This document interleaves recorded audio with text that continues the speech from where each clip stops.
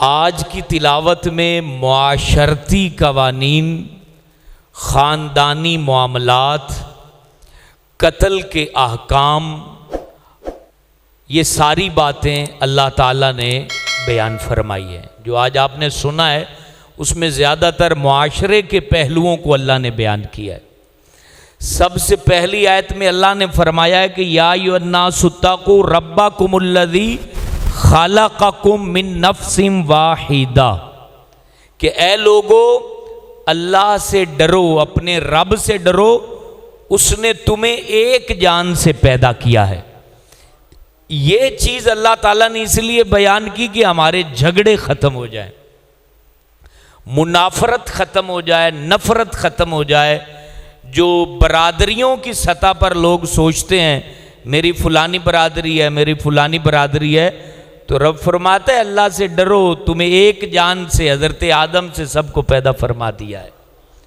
تو کوئی تم میں سے جو ہے نا اپنے آپ کو بڑا چھوٹا نہ بنائے، بلکہ عزت والا وہ ہے جس کے دل میں تقوی کا نور ہے۔ یہ اللہ پاک نے یہ پہلی ہے۔ نساء نسوۃن کی جمع ہے جس کا معنی ہوتا ہے عورت۔ تو اس صورت میں عورتوں کے احکام اللہ نے کافی حد تک بیان کیے ہیں، اس لیے اس صورت کا نام سورۃ النساء رکھا گیا ہے۔ پہلی آیتیں جو آپ نے سنی اس میں اللہ نے یتیموں کے مال کو پروٹیکٹ کیا ہے۔ پہلی جتنی آیتیں ہیں نا، کافی ساری آیتوں میں اللہ پاک نے یہ تاکید کی کہ یتیموں کا مال نہ کھانا۔ الفاظ دیکھیں اللہ کے، اللہ فرماتا ہے وَآتُوا الْيَتَامَى أَمْوَالَهُمْ، یتیموں کا مال ان کو دے دینا، یعنی یتیم جب بڑے ہو جائیں تو پھر ان کا مال ہڑپ نہیں کر جانا، ان کو دے دینا۔ اگلے الفاظ دیکھیں اللہ کے، فرمایا وَلَا تَتَبَدَّلُوا الْخَبِيثَ بِالطَّيِّبِ۔ اب اللہ کے الفاظ دیکھیں، فرمایا اپنے طیب مال میں خبیث مال شامل نہ کرنا۔ اللہ اللہ، ایک کئی لوگ میں اجڑے جے، یہ حقیقت بات۔ اب یہ لفظ آپ سنیں گے، جیسے ایک صاف ستھرا شربت ہو، اس کے اندر کوئی گوبر ڈال دے تو شربت رہ جائے گا، ختم ہو جائے گا نا، اس کو کوئی شربت نہیں بولے گا۔ اپنا مال جو ہوتا ہے، وہ جو بندے نے کمایا ہوتا ہے وہ ہوتا ہے پاک، اور جو یتیم کا مال ہوتا ہے یا کسی کا مال ہوتا ہے وہ اس کے حق میں ناپاک ہوتا ہے۔ تو جب پاک پانی کے اندر ناپاک پانی چلا جائے تو اس کی حیثیت ختم ہو جاتی ہے۔ تو جیسے ہی یتیم کا مال بندے کے پاک مال میں آ گیا ہڑپ کر کے، تو وہ ایستا ایستا اجڑنا شروع ہو جائے گا، وہ برباد، اس کاروبار اجڑ گئے لوگوں کے یتیموں کا مال کھا کے۔ یقین جانیں یہ رب تعالیٰ ایک لفظ جو ہے نا قرآن کا، وہ بڑی بڑی کہانیاں بیان کر دیتا ہے، بڑی بڑی کہانیاں بیان کر دیتا ہے۔ اگلے الفاظ دیکھیں، وَلَا تَأْكُلُوا أَمْوَالَهُمْ إِلَىٰ أَمْوَالِكُمْ، ان کا مال اپنے مالوں میں کھا نہ جانا۔ اِنَّهُ كَانَ حُوبًا كَبِيرًا، یہ بہت بڑا گناہ ہے، بہت بڑا گناہ ہے۔ پھر بیچ میں اللہ تعالیٰ نے عورتوں کے حق مہر کو بیان کیا کہ وہ بھی عورتوں کا حق ہے اور ان کو دے دینا۔ پھر مزید آگے اللہ تبارک و تعالیٰ نے، دیکھیں اللہ کتنا پیارا ہے، اللہ نے کہا اگر یتیم بے وقوف ہوں، مقصد عقل ابھی مکمل نہ ہو، تو ان کو آزماتے رہو، ان کو آزماتے رہو، اور جب آزمائش پوری کر لو کہ اب یہ کامل ہو گئے تو پھر ان کو مال دے دو۔ وَابْتَلُوا الْيَتَامَى، ان کی عقلوں کا امتحان کرتے رہو، اور جب وہ بالغ ہو جائیں، سمجھدار ہو جائیں، تو پھر ان کا مال ان تک پہنچا دو۔ پھر آگے ایک اور بات یتیموں کے متعلق یہاں اللہ نے بیان کی، مثال کیسی دی اللہ نے، وَلْيَخْشَ الَّذِينَ لَوْ تَرَكُوا مِنْ خَلْفِهِمْ ذُرِّيَّةً، اللہ کہتا ہے یتیمہ دا کیویں خیال رکھنا ہے، سوچو، اللہ کہہ رہا ہے اگر تم اولاد چھوڑتے یتیمی کی حالت میں، اور تم کیسے چاہتے کہ وہ کس طرح اس کے پیچھے چاچے مامے خیال رکھیں، جو تم چاہتے ہو ویسے اپنے یتیم بھتیجوں بھانجیوں کا خیال رکھا کرو۔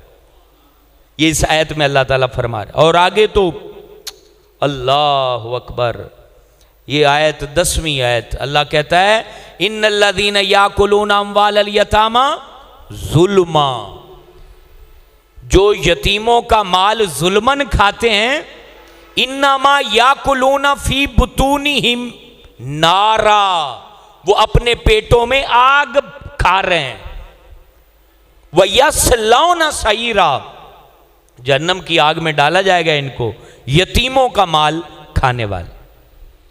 اور اسی طرح تمام وقف مال جو ہوتے ہیں وہ بھی مال یتیم ہوتے ہیں، جیسے گرانٹیں آتی ہیں، حکومتوں کو گرانٹیں ملتی ہیں، یہ مال یتیم ہوتا ہے، یعنی اس کا کوئی بھی مالک نہیں ہوتا۔ تو وہ لوگ اپنی اولادوں کو جو ہیرا پھیری کر کے کھلا جاتے ہیں، وہ پھر بعد میں برباد ہوتے ہیں، آباد نہیں ہوتے۔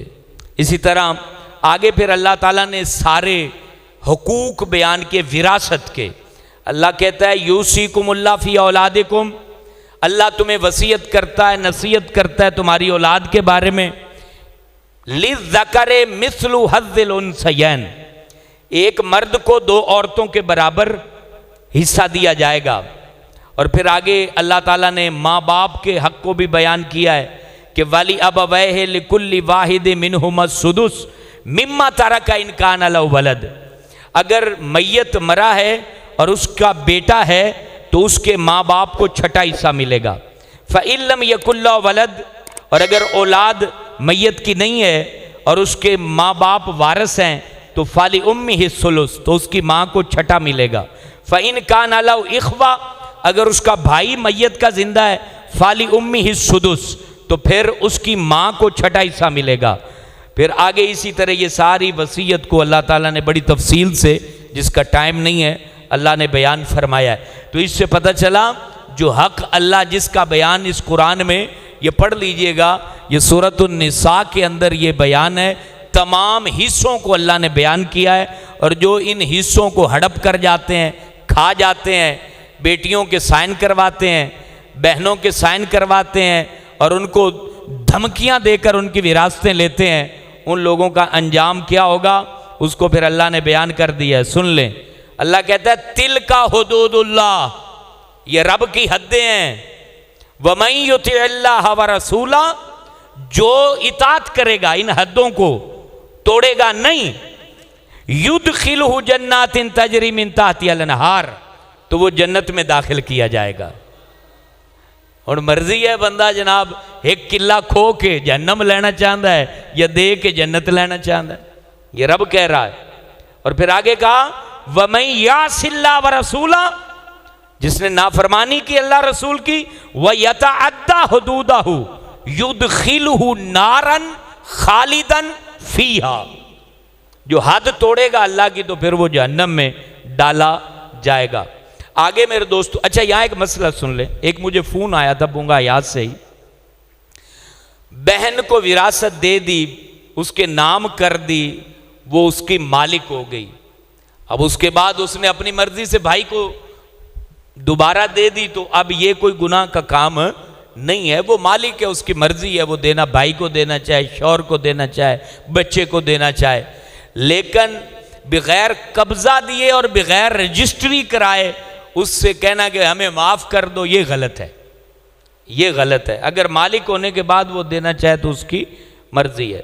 اس کے بعد اللہ تبارک و تعالیٰ نے عورتوں کے بارے میں بتایا کہ اگر عورت گناہ میں مبتلا ہو جائے اور تمہارے پاس 4 گواہ ہوں، 4 گواہ ایسے کہ جنہوں نے اسے گناہ کرتے آنکھوں سے دیکھا ہو اور وہ چاروں متقی ہوں، تو پھر اللہ تعالیٰ نے فرمایا کہ اس کو گھر کے اندر قید کر لو، اس کو سمجھاؤ، سزا دینا چاہتے ہو تو وہ دو۔ یہ ساری چیزیں اللہ نے بیان فرمائی۔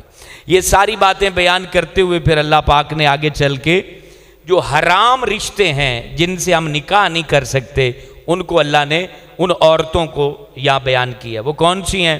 امہاتکم، تمہاری مائیں، بناتکم، تمہاری بیٹیاں، اخواتکم، تمہاری بہنیں، अम्मातुकुम फुफियाँ, खालातुकुम खालां, बनातुल अखी तुम्हारी भतीजियाँ, बनातुल उख्ती तुम्हारी भांजियाँ, उम्महातुकुमुल्लाती अरदानकुम जिस औरत ने तुम्हें दूध पिलाया है वो, अखवातुकुम मिनर रदा जिसने एक माँ का लड़के लड़की ने दूध पिया है उस लड़की के साथ भी वो तुम्हारी रिजाई बहन है, उसके साथ भी निकाह नहीं कर सकते। व उम्महातु निसाइकुम और तुम्हारी सास, जिस औरत के साथ वती हो गई अब उसकी माँ भी लड़के पर हराम हो गई। व रबाइबकुमुल्लाती फी हुजूरिकुम मिन निसाइकुमुल्लाती दखलतुम बिहिन्ना, एक औरत के साथ निकाह किया, उससे वती की, उसकी पहले शौहर से जो लड़की है वो भी इस मर्द के ऊपर हराम हो गई है। हम बिस्तरी जब हो गई तो उसकी बेटी जो पिछले शौहर से है वो भी इसके ऊपर कुरान कहता है हराम होगी। पहले ये शादियां होती थी तो अल्लाह ताला ने ये हमारी शरीयत के अंदर ये सारी बातें हराम फरमा दी। और इसी तरह जो है जो लड़के की बीवी है, मकसद बहू है, वो भी अल्लाह ताला ने हराम फरमा दी। फिर अन तजमाउ बैनल उख्तैन, दो बहनों को इकट्ठा करना भी हराम फरमा दिया। दो बहनें एक वक्त में एक बंदे के निकाह में नहीं आ सकती, ये अल्लाह तबारक व ताला ने हराम फरमा दिया। फिर आगे अल्लाह जल्ला व अला ने नेक पाकीज़ा औरतों का बयान फरमाया है और अल्लाह ताला फरमाता है कि युरीदुल्लाहु लियुबय्यिना लकुम व यहदियकुम सुननल्लज़ीना मिन क़ब्लिकुम व यतूब अलैकुम, कि अल्लाह ताला ने ये सारी चीज़ें तुम्हारे लिए इसलिए बयान की हैं कि तुम लोग जो है वो सीधी राह के ऊपर चलने वाले बन जाओ। फिर आगे अल्लाह ताला ने फरमाया, ये मुआशरती पहलू हैं अल्लाह जो सूरतुन निसा में बयान कर रहा है। एक बड़ी प्यारी बात जो हमारे नॉर्मली मामलात में आती है, अल्लाह कहता है या अय्युहल्लज़ीना आमनू ला ताकुलू अमवालकुम बैनकुम बिल बातिल, एक दूसरे के माल बातिल तरीके से ना खाया करो, यानी फड्डेबाजी के जरिए जो लोग पैसा एक दूसरे का खा जाते हैं, अल्लाह कहता है ऐसा ना किया करो। वमन यफ़अल ज़ालिका, जो ऐसा करेगा, उद्वानम व जुल्मन, दुश्मनी करते हुए जुल्म करते हुए, फसौफ नुस्ली नारा, तो वो उसे हम अन करीब आग में डालेंगे। और आगे अल्लाह फरमाता है इन तजतानिबू, ये पिछली सारी बातें बयान करके फिर अल्लाह कहता है इन तजतानिबू, अगर तुम बच जाओ, किससे बच जाओ, कबायर, बड़े गुनाहों से बच जाओ जिनसे हमने तुम्हें मना किया है, तो हम क्या करेंगे, नुकफ्फिरु अनकुम सय्यिआतिकुम व नुदखिलकुम मुदखलन करीमा, तो फिर हम ऐसा करेंगे कि हम तुम्हें माफ़ भी कर देंगे, गुनाह साफ कर देंगे और तुम्हें खूबसूरत करम वाली जगह में दाखिल फरमा देंगे। एक दफ़ा सुबहान अल्लाह कह दे।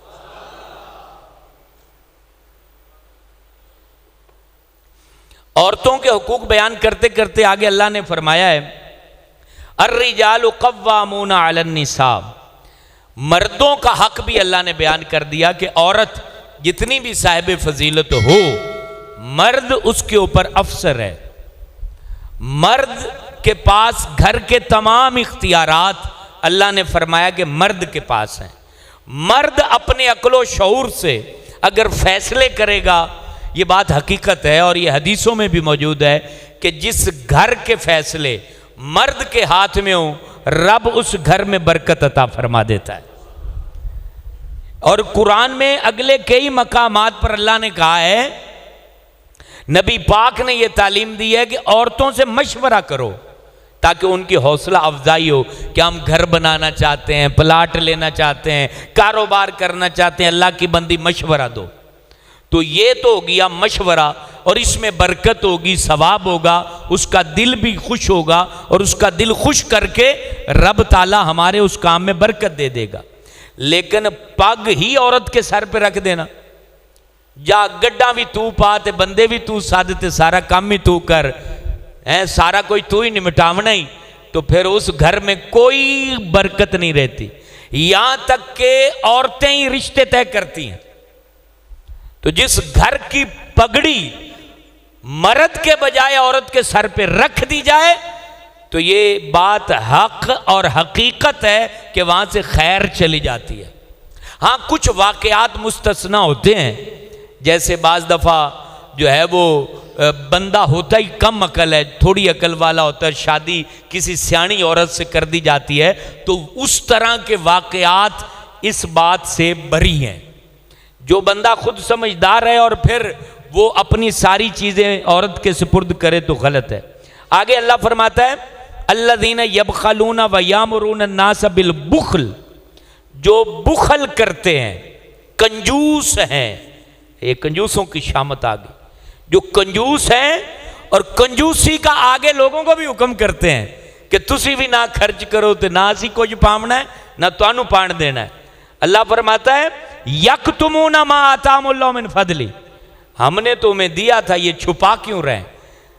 4 آنے دیے تھے تو اچھے کپڑے پہنتے، اچھی جوتی لیتے، بچوں کو اچھے کپڑے پہناتے، تو کنجوسی کی اللہ تعالیٰ نے یہاں پر مذمت فرمائی۔ اور پھر آگے اللہ فرماتا ہے ان اللہ لا یظلم مثقال ذرہ، کہ تمہارا رب تو وہ سونا رب ہے جو ذرہ برابر بھی کسی کے اوپر ظلم نہیں کرتا۔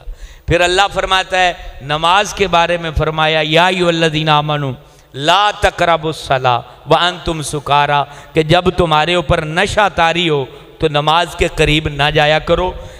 یہ ان دنوں میں آیت نازل ہوئی تھی کہ جن دنوں شراب حرام نہیں تھی، اور بعض لوگوں نے جو ہے وہ شراب پی ہوئی تھی تو نماز پڑھنے لگے تو آیتیں ان کی زبان سے درست نہ نکلیں، تو ان دنوں میں یہ آیت نازل ہوئی تھی۔ اس کے بعد وہی کافروں کی بات جو پہلے پارے میں بتا چکا ہوں کہ وہ نبی کو رائنا کہتے تھے، تو اللہ تعالیٰ نے اس کی مذمت بیان فرمائی۔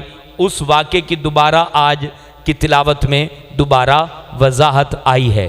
پھر اللہ تبارک و تعالیٰ نے حسد سے لوگوں کو بچنے کی ترغیب دی ہے، ایمان والوں کو جنت کی بشارتیں دی ہیں، آج ہم نے سنا ہے۔ اور پھر نبی پاک اللہ تبارک و تعالیٰ اور اولی الامر یعنی اعلیٰ صفت لوگوں کی پیروی کا حکم اللہ تعالیٰ نے دیا، وہ بھی آج ہم نے سنا ہے۔ اور پھر نبی پاک کے متعلق ایک بڑی اہم بات اللہ نے بیان کی کہ فلا وربک لا یؤمنون حتی یحکموک فیما شجر بینہم، مومن نہیں ہو سکتے جب تک نبی کو حاکم نہ مان لو۔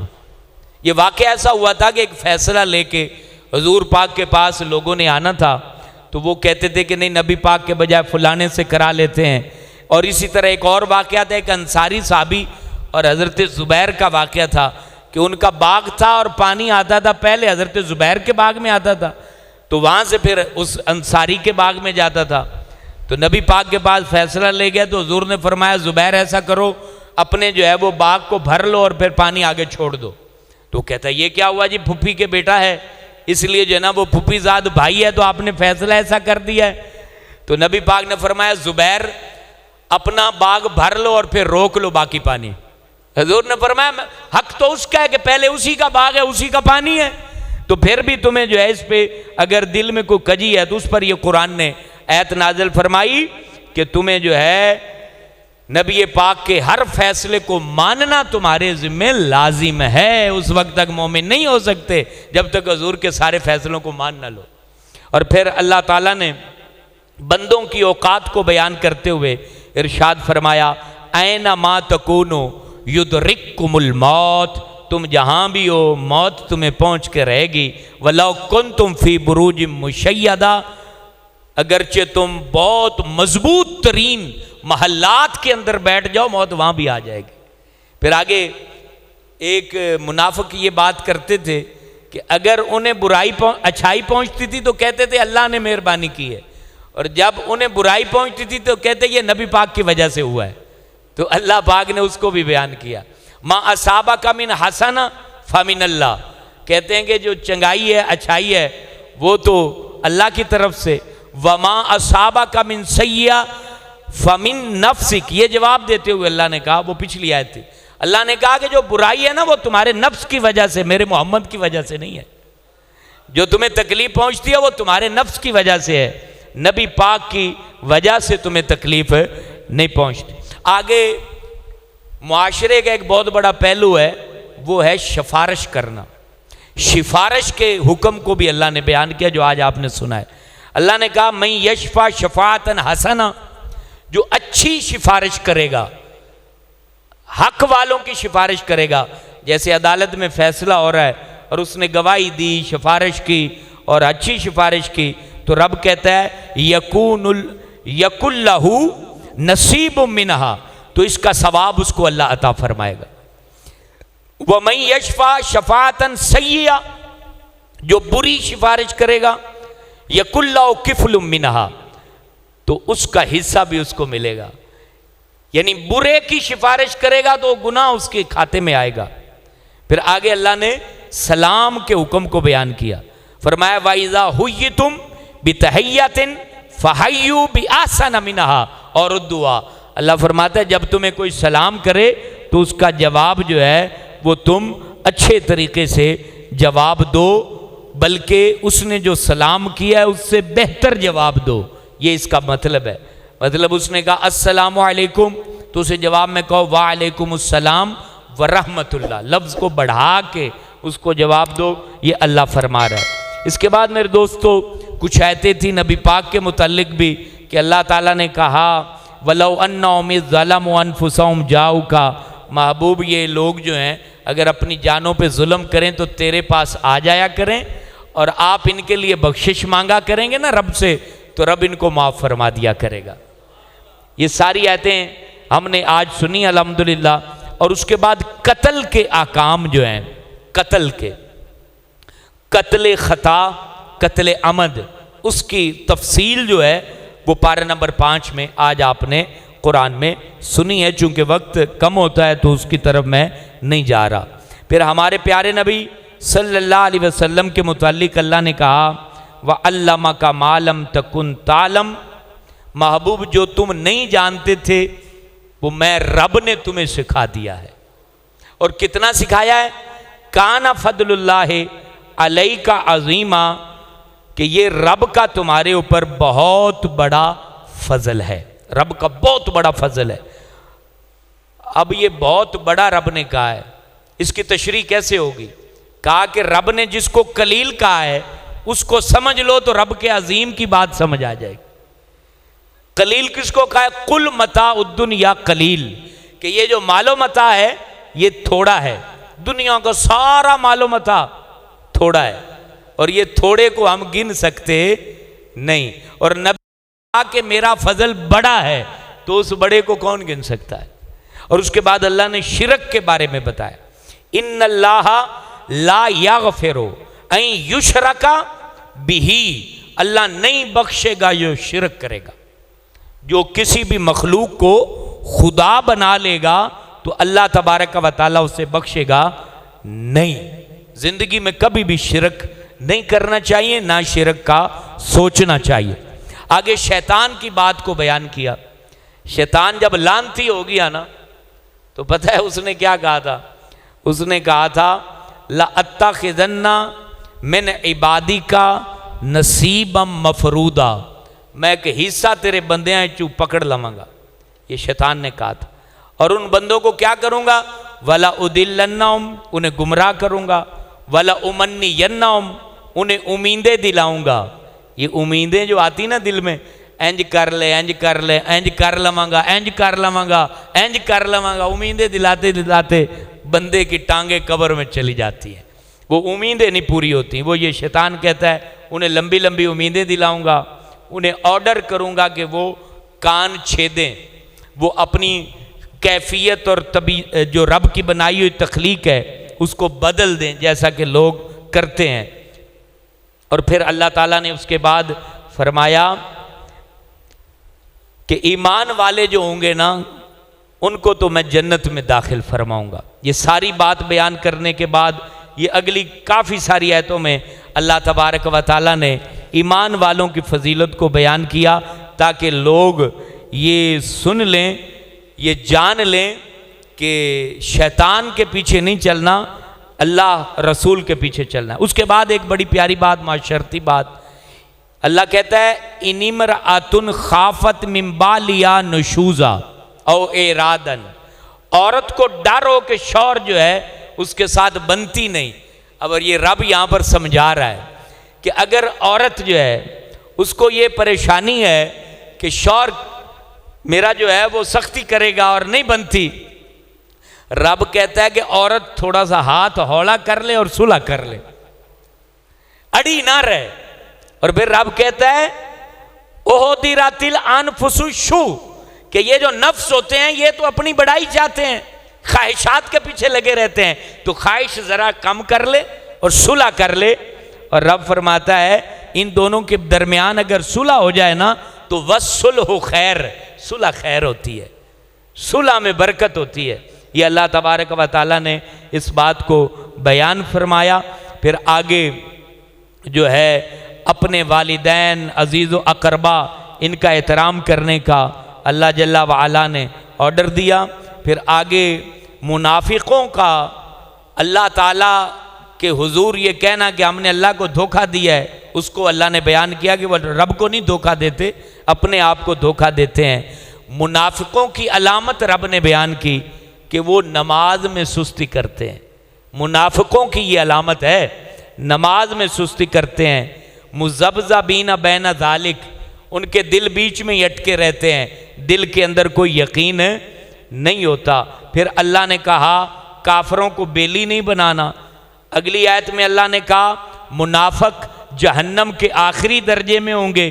اس کے بعد اللہ نے کہا جو توبہ کر لے، اچھا کام کرے، دین میں خالص ہو جائے تو رب تعالیٰ ان مومنوں کو اجر عطا فرمائے گا۔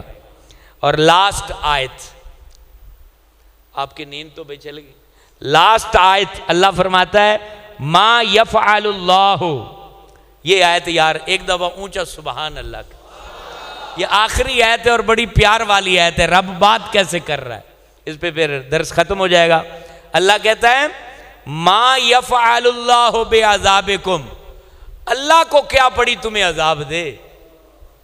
اللہ اونچا کہیں سبحان اللہ۔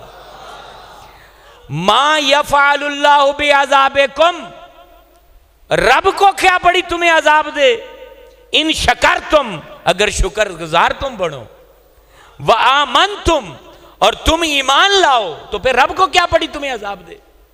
جب تم شکر کرو گے، ایمان لاؤ گے تو رب کبھی عذاب نہیں دے گا۔ اور پھر لاسٹ میں رب نے کیا کہا وَكَانَ اللَّهُ شَاكِرًا عَلِيمًا، تمہارا رب تو قدر فرمانے والا، جاننے والا ہے، وہ تو قدریں رکھتا ہے، جو عمل کرو گے اس کے لیے اس کی قدر پاؤ گے۔ اللہم صلی علی محمد وعلی آل محمد مبارک وسلم۔ یا رب تلاوت قرآن اور تفسیر قرآن اسے اپنے حضور قبول فرما۔ مسجد صدیق اکبر، اس کے اندر جتنے لوگ اپنا وقت، قیمتی وقت نکال کے، نیند قربان کر کے تیری باتیں سننے کے لیے، تیرے کلام میں موجود نور کو جاننے کے لیے یہاں بیٹھتے ہیں، یا رب سب پر اپنی رحمت کا سایہ فرما۔ اللہ پاک سب کے گھر آباد فرما۔ یا رب جھولیاں بھر دے، سینے روشن کر دے، بیماریاں دور کر دے، غم ختم کر دے، اذیتوں سے پاک کر دے، تکلیف سے دور کر دے، اور سکون، راحت، آرام، دل کی ڈھارس والی زندگی ہمارا مقدر بنا دے۔ جتنے لوگ اس وقت یہاں بیٹھے ہیں میرے سمیت، سب کی اولادوں کو کامیاب کر دے یا رب، سب کی اولادوں کو کامیاب فرما دے، صالح کر دے، نیک کر دے، فرما بردار کر دے۔ اللہ پاک تیرے گھر میں چوتھا روزہ ہے، تیرے حضور عرض کرتے ہیں ہماری بہن بیٹیوں کی عزتوں کو محفوظ فرما یا رب، دنیا آخرت میں خوشیاں اتنی دے کہ ہم گنتے گنتے تھک جائیں، خوشیاں ختم نہ ہوں۔ جتنے لوگ اس وقت یہاں بیٹھے ہیں تو میرے سمیت سب کی بخشش فرما دے، آمین یا رب العالمین۔ صلی اللہ علیہ حبیب محمد۔